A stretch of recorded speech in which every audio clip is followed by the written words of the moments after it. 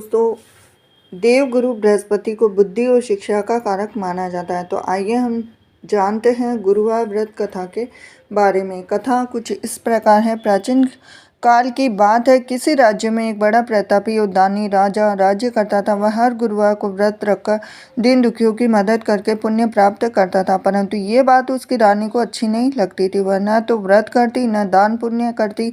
इतना ही नहीं, वह राजा को भी ऐसा करने से मना करती थी। एक समय की बात है कि राजा शिकार खेलने के लिए वन गए और घर पर रानी और दासी थी। उसी समय गुरु बृहस्पति देव साधु का रूप धारण कर राजा के दरवाजे पर भिक्षा मांगने आए।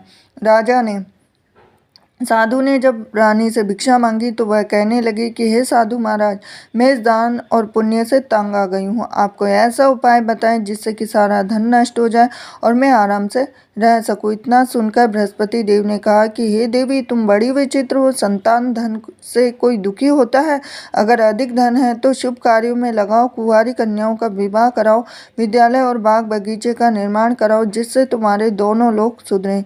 परंतु साधु की इन बातों से रानी को खुशी नहीं हुई। उसने कहा कि मुझे ऐसे धन की आवश्यकता नहीं जिससे मैं दान दूं, जिसे संभालने में मेरा सारा समय नष्ट हो जाए। तब साधु ने कहा, अगर तुम्हारी ऐसी इच्छा है तो मैं जैसा तुम्हें बताता हूँ तुम वैसा ही करना। गुरुवार के दिन तुम घर को गोबर से लीपना और अपने बालों को पीली मिट्टी से धोना। राजा ने हजामत बनाने को कहना और भोजन में मांस मदिरा का प्रयोग करना। कपड़े धोबी के यहाँ धुलवाने देना और इस प्रकार 7 बृहस्पतिवार करने से तुम्हारा समस्त धन नष्ट हो जाएगा। इतना कहकर साधु के रूप में बृहस्पति देव अंतर्ध्यान हो गए और साधु के अनुसार कई बातों को पूरा करते हुए रानी को केवल 3 बृहस्पतिवार ही बीते थे कि उसकी समस्त धन संपत्ति नष्ट हो गई। भोजन के लिए राजा का परिवार तरसने लगा। तब एक दिन राजा ने रानी से कहा कि हे रानी, तुम यहीं रहो, मैं दूसरे देश को जाता हूँ, क्योंकि यहाँ पर सभी लोग मुझे जानते हैं, इसलिए मैं कोई भी छोटा कार्य नहीं कर सकता।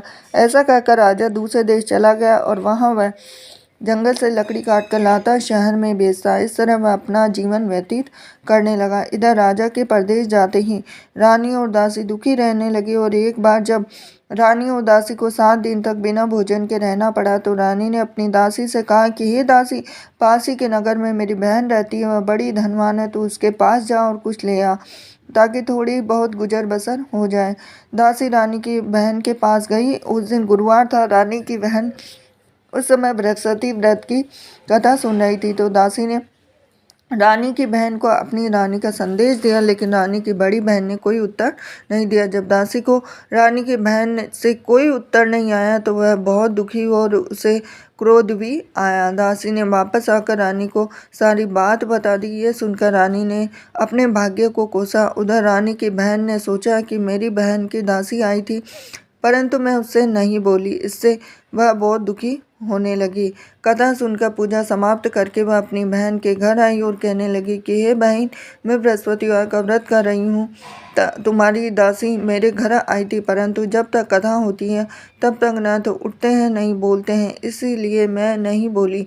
बताओ दासी क्यों आई थी? तो रानी बोली, बहन तुमसे क्या छिपाऊं, हमारे घर में खाने तक को अनाज नहीं है। ऐसा कहते कहते रानी की आंखें भर आई और उसने दासी समेत पिछले 7 दिनों से भूखे रहने की बात अपनी बहन को बता दी। रानी की बहन बोली कि देखो बहन, भगवान बृहस्पति देव सबकी मनोकामना को पूर्ण करते हैं। देखो, शायद तुम्हारे घर में अनाज रखा हो। पहले तो रानी को विश्वास नहीं हुआ, पर बहन के आग्रह पर उसने अपनी दासी को अंदर भेजा और सचमुच अनाज से भरा एक घड़ा मिल गया। यह देखकर दासी को बड़ी हैरानी हुई और दासी रानी से कहने लगी कि हे रानी, जब हमको भोजन नहीं मिलता तो हम व्रत ही कर लेते हैं, इसीलिए क्यों ना इनसे व्रत और कथा की विधि पूछ ली जाए ताकि हम भी व्रत कर सकें। तब रानी ने अपनी बहन से बृहस्पतिवार व्रत के बारे में पूछा। उसकी बहन ने बताया कि बृहस्पतिवार के व्रत में चने की दाल, मुनक्का, केले की जड़ में अर्पित करें तथा दीपक जलाएं, व्रत कथा सुने, पीला भोजन ही करें। इससे बृहस्पति देव और भगवान विष्णु प्रसन्न होते हैं। व्रत और पूजा की विधि बताकर रानी की बहन अपने घर को लौट गई। 7 दिन के बाद जब गुरुवार आया तो रानी और दासी ने व्रत रखा। वह गुड़साल में जाकर चना और गुड़ लेकर आई, फिर उससे केले की जड़ तथा विष्णु भगवान की पूजा की। अब पीला भोजन की चिंता को लेकर दोनों दुखी हो चुकी। उन्होंने व्रत रखा था, इसीलिए बृहस्पति राव उनसे प्रसन्न थे। वह एक साधारण व्यक्ति का रूप धारण कर 2 थालों में पीला भोजन दासी को दे गए। भोजन पाकर दासी प्रसन्न हुई और रानी के साथ मिलकर भोजन ग्रहण किया। उसके बाद वह सभी गुरुवार को व्रत और पूजा करने लगे। बृहस्पति देव की कृपा से उनके पास फिर से धन दाने की वापिस आ गया, परंतु रानी फिर से पहले की तरह आलस्य करने लगी। तब दासी बोली, देखो रानी, तुम पहले भी इस प्रकार आलस्य करती थी। तुम्हें धन रखने में कष्ट होता था, इस कारण सभी धन नष्ट हो गया।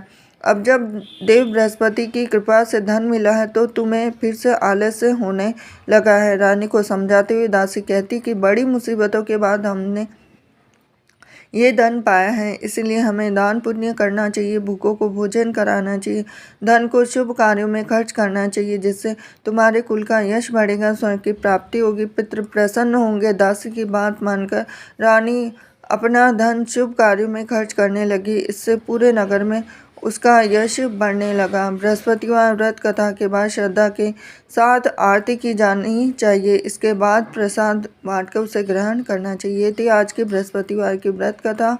हरे कृष्णा।